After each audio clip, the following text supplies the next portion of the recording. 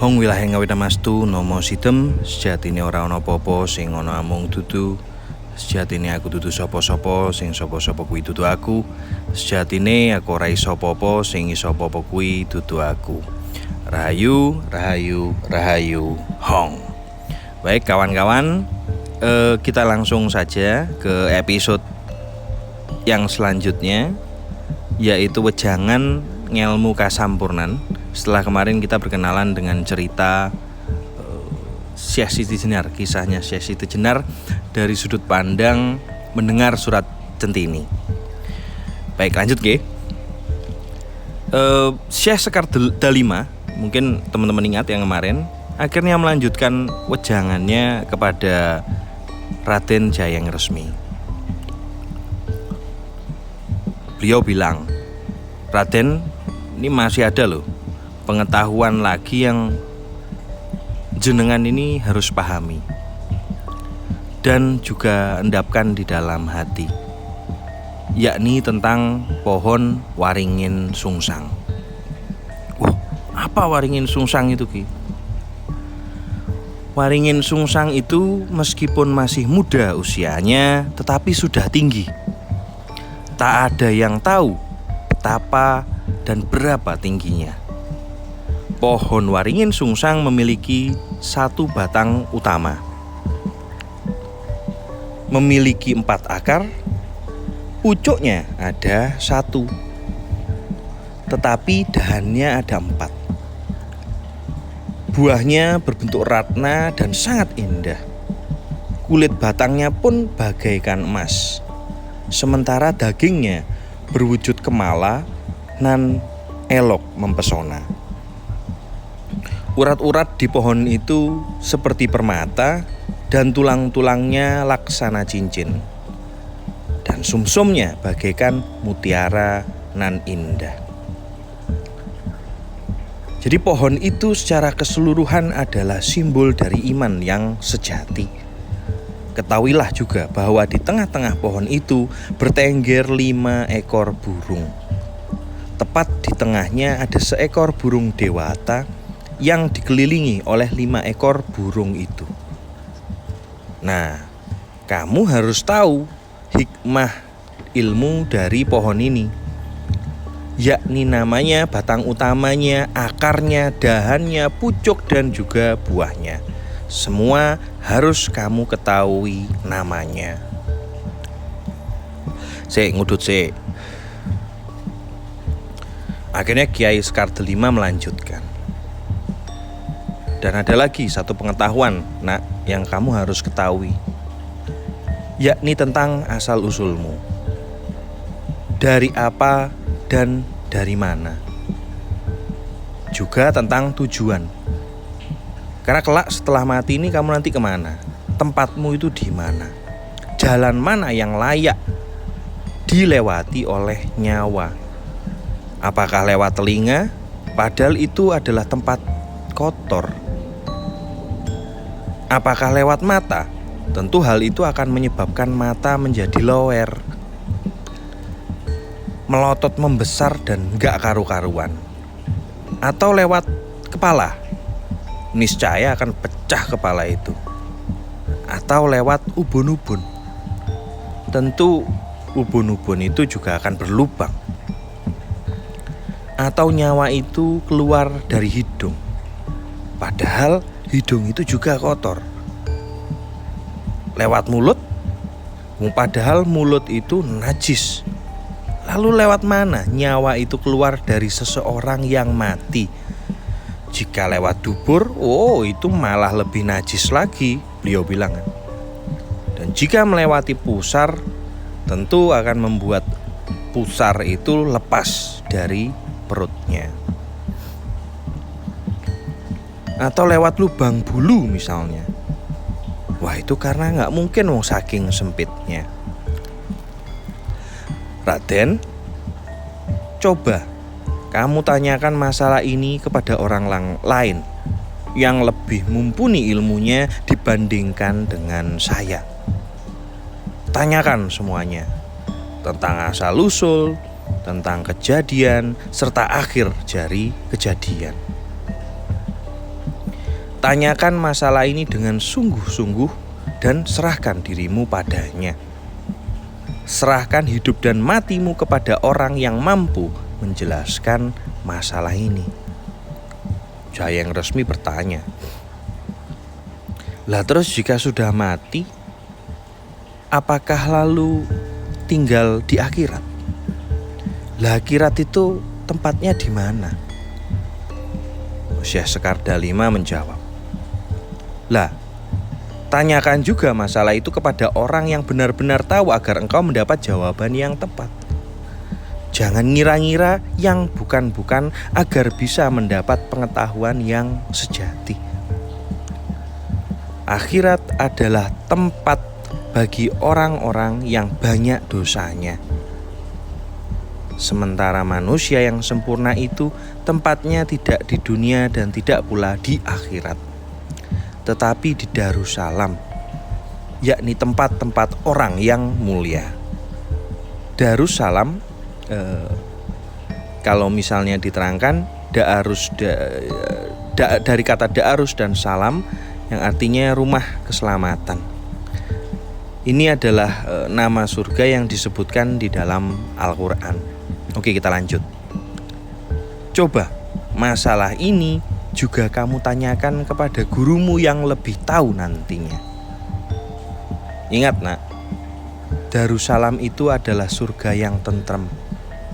Dan Darussalam itu sendiri merupakan sesuatu yang mokal atau abstrak, tetapi pasti adanya. Lantas apa itu wujud yang mokal? Coba tanyakan kepadanya kelak.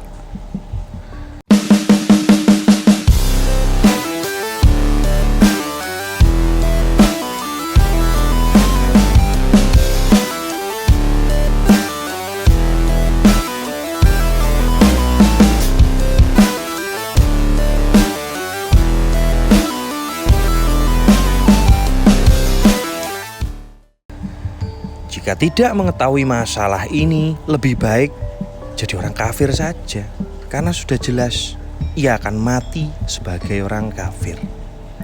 Nah, itulah Raden yang harus engkau tanyakan kepada gurumu kelak, agar bisa mendapatkan jawaban yang benar dan tepat. Jika sudah mendapatkan jawaban yang tepat, hendaklah engkau yakini dan ikuti dengan sepenuh hati. Ibaratnya kamu saat itu sedang menyelam ke dasar samudera yang dalam dan jangan mengingat anak dan istri. Jika lengah terhadap ajaran guru mengenai hal-hal yang penting ini, bisa-bisa kamu terjerumus dan mati tersesat. Oleh sebab itu, patuhilah nasihat guru. Kyai Sekarda V kembali berkata, "Ingat Raden, ada 4 wejangan guru yang harus dipatuhi yang berkenaan dengan olah tapa ini." "Wah, apa itu Kiai?"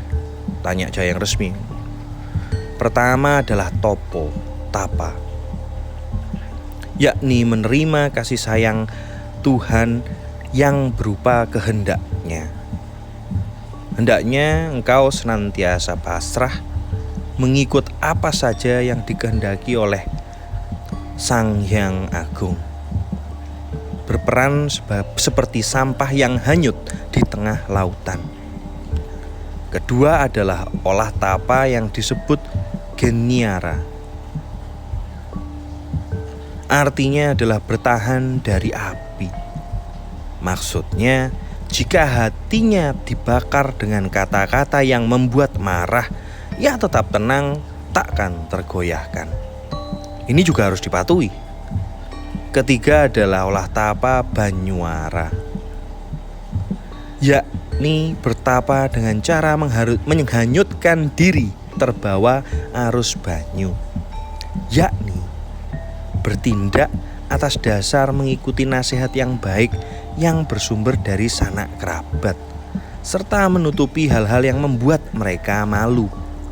Itu adalah perilaku yang utama, dengan dilandasi dengan ingat kepada Hyang Suksma.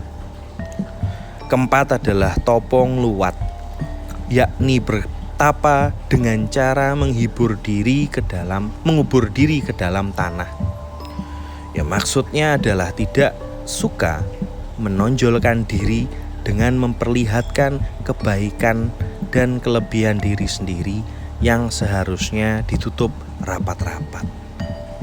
Menarik ya pasemon-pasemonnya. Lanjut lagi akhirnya. Lagi pula, jadi orang itu seharusnya rendah hati dan sabar, serta ngalah kalau ada perselisihan. Utamakan untuk berbakti kepada Sang Hyang Agung. Itulah yang disebut dengan berbakti kepada Tuhan. Dialah yang layak disebut sebagai satria jantan yang menang dalam perang. Orang seperti inilah yang akan mendapat anugerah, yakni yang bakal tinggal di surga Darussalam yang teramat indah itu. Syekh Sekar Dalima akhirnya melanjutkan wejangannya kepada Raden Jayeng Resmi. Dan kali ini beliau menjelaskan tentang 7 macam bumi. Jadi gini Raden, kalau engkau mau mengetahui tentang 7 macam bumi akan saya jelaskan. Bumi yang pertama itu dinamakan bumi Ratna, kedua bumi Kalbu, lalu ada bumi Jantung, bumi Budi, dan kelima adalah bumi Jinem. Yang terakhir namanya bumi Suksma, dan yang ketujuh adalah bumi Rasa. Ketujuh macam bumi ini harus engkau ketahui dengan sungguh-sungguh. Pertama, apa sih yang disebut dengan bumi Ratna itu? Itulah dadamu sendiri, yang merupakan wadah pribadi manusia yang berbudi luhur, bagaikan sebuah bangunan yang mulia, tempat bersemayamnya agama. Yang kedua yaitu bumi Kalbu, adalah tempat bersemayamnya iman yang sejati. Ketiga, bumi Jantung, itu merupakan istana tempat bertahtanya semua pengetahuan. Keempat, bumi Budi, adalah tempat zikir dan puji-pujian. Kelima, bumi Jinem, adalah tempat kasih sayang yang paling sejati. Dan terakhir, keenam, bumi Suksma, tempat bersemayamnya segala ilmu. Dan yang terakhir, bumi Rasa, adalah tempat bersemayamnya semua penglihatan. Akhirnya Syekh Sekar Dalima mengakhiri pituturnya, tuahnya tentang 7 macam bumi yang sejatinya ada di dalam diri kita sendiri, di dalam diri manusia. Belum cukup sampai di situ, akhirnya Syekh Sekar Dalima memberikan wejangan ke ilmunya. Tapi Jayeng Resmi berhenti sejenak dan dalange ngopi sik. Ngopi disit. Oke, lanjut. Kali ini tentang masalah 7 macam langit. Raden, 7 macam langit ini pun sebenarnya telah ada di dalam dirimu sendiri.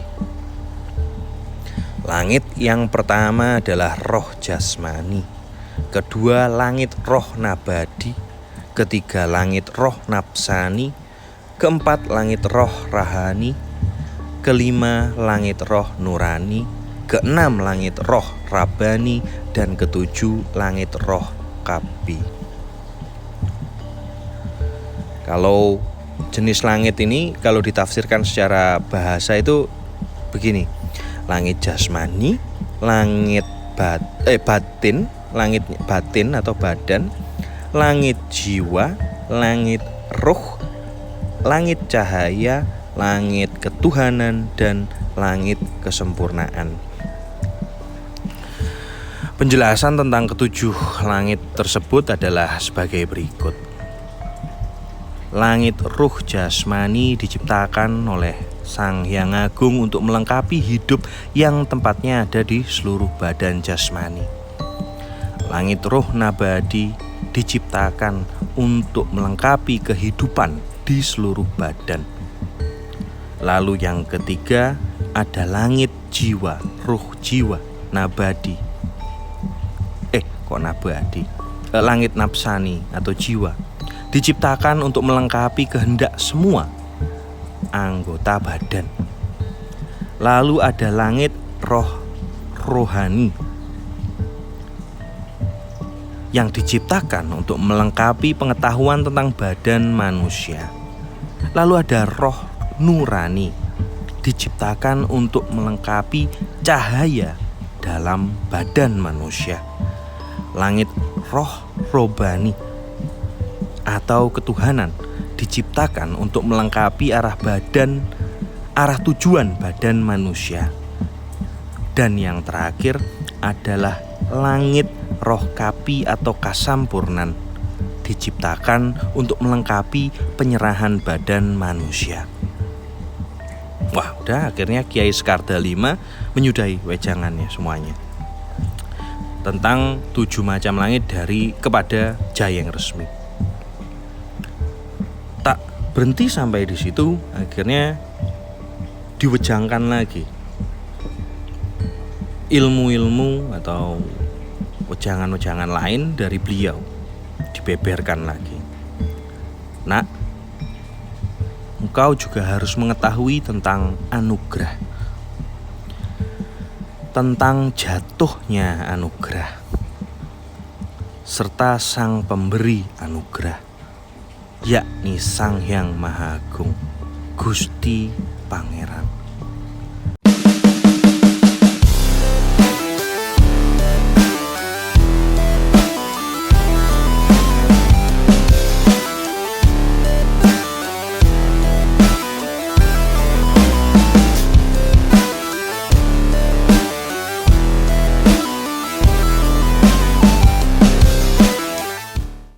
Gusti Pangeran yang memberi anugerah itu diibaratkan beduk yang tak henti-hentinya ditabuh. Nah, alat untuk memukul beduk itulah yang disebut anugerah. Nah, ini menarik. Tak ulangi lagi ya. Gusti Pangeran yang memberi anugerah itu diibaratkan beduk yang tak henti-hentinya ditabuh. Alat untuk memukul beduk itulah yang disebut anugerah. Sementara itu orang-orang yang bisa mendengar bunyi tabuhan beduk itu adalah orang yang luhur budinya, menjadi kekasih Gusti Pangeran. Segala tingkah laku, tutur kata, aroma, suara, dan penglihatannya diramu menjadi satu kesatuan. Itulah yang disebut sebagai anugerah dari Gusti Pangeran. Orang seperti itulah yang layak disebut sebagai manusia luhur hingga kelak sampai ajalnya. Lalu selesailah sudah Syekh Sakarda 5 menyudahi kalamnya. Syekh Sakarda 5 berhenti sejenak lalu melanjutkan lagi wejangannya.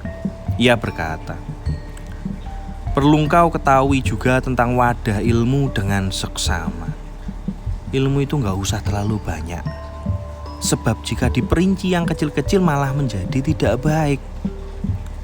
Raden, kelak jika berlayar dalam maut, jangan banyak yang dilihat. Pandanganmu jangan sampai teralihkan untuk selalu menatap roh ilapi. Roh ilapi ini adalah roh agung atau kesatuan para roh. Bisa diartikan juga seperti itu. Sebab kalau sampai pandanganmu teralihkan, kamu bisa lalai dan bisa menutupi pandangan dan membuat kegelapan jasmani. Inilah yang dapat menyesatkan manusia dalam perjalanannya menuju kematian. Orang yang dapat manuksma menyatu dengan suksma, yakni yang dapat mencapai wujud yang satu, maka wujudnya adalah pangeran, wujud pangeran itu sendiri. Itulah wujud dari wadah ilmu, sehingga wujudmu pada akhirnya diakui sebagai Zatullah. Rambutmu adalah rambutnya pangeran, kulitmu adalah kulitnya Gusti Pangeran, Begitu pula sumsum, tulang, otot, daging, dan darahmu. Semua itu adalah kepunyaan Gusti Pangeran. Semua yang ada di dalam tubuh ini berasal dari Gusti Pangeran yang Maha Kuasa. Itu juga merupakan wadah ilmu. Sementara ilmu yang diwadahi itu pun juga berasal dari Gusti Pangeran. Oleh sebab itu aku berpesan, anakku, hendaknya kamu selalu hemat dan cermat. Hemat itu maksudnya jangan sampai ilmu ini diobral dengan mengatakannya di sana-sini berharap dipuji. Cermat maksudnya cermat dalam memahami perintah Gusti Pangeran, jangan sampai lalai. Apapun wujud ilmu itu hendaknya dipahami. Apapun wujud ilmu itu hendaknya dipahami.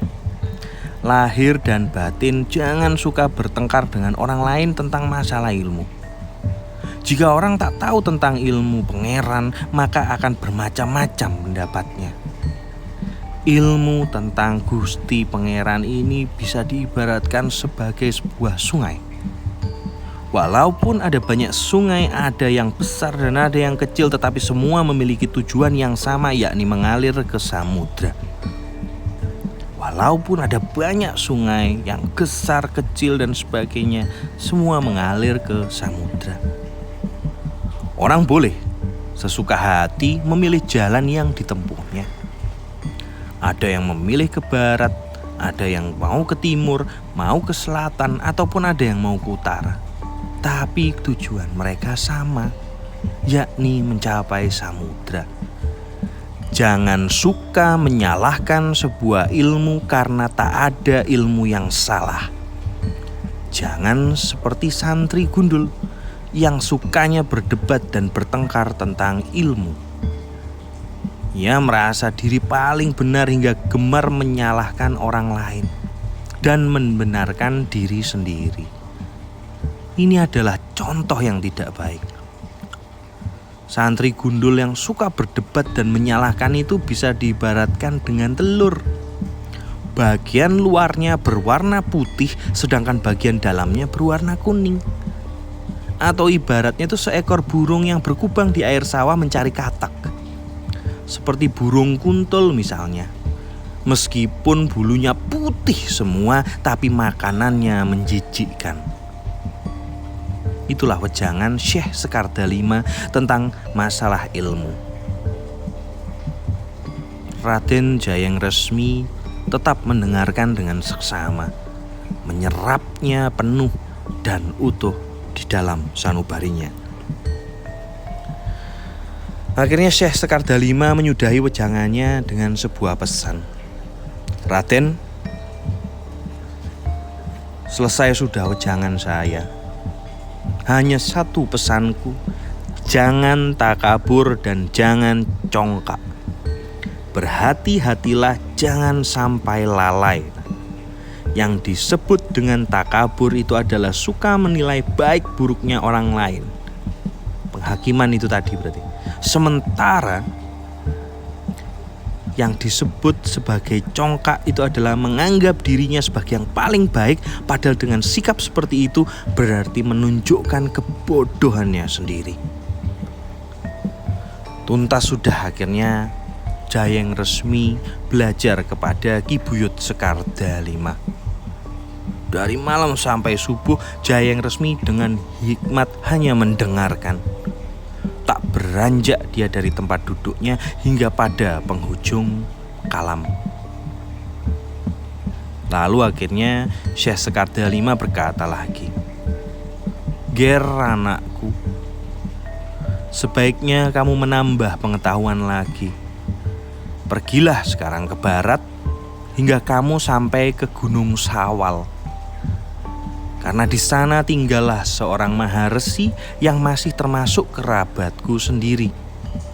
Hanya saja beliau ini tidak mau memeluk agama Islam dan masih nyaman sebagai pengikut Buddha. Maharesi ini namanya Ki Wasi Narawita. Gak usah bimbang, segeralah berangkat. Usai berkata demikian, Syekh Sekar Dalima menggaibkan diri. Tak lagi tampak oleh pandangan, hanya tinggal 2 abdi setianya, Ki Sabar dan Ki Maklum.